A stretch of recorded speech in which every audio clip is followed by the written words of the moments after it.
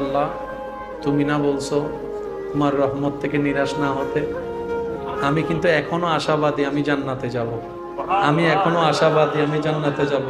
ফেরেশতা বলে এত গুনাহ থাকার পরও তুই জান্নাতে যাওয়ার স্বপ্ন কেমনে দেখোস?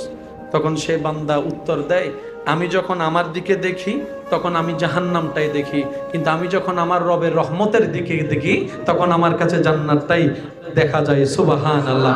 আমি আমার কর্মর দিকে দেখলে আমি জানি জান্নাত পাওয়া আমার পক্ষে সম্ভব নয়, কিন্তু আমি যখন আমার ইন্নাল্লাহ আলা কুল্লি শাইইন কাদিরের দিকে দেখি তখন বলি যে জান্নাত পাওয়া তো কোনো ব্যাপারই না।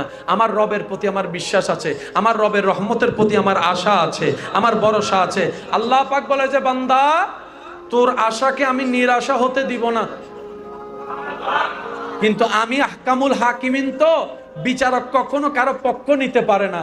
হাঁ কে হাঁ বলতে হয়, না কে না বলতে হয়। যে সাজাপ্রাপ্ত তাকে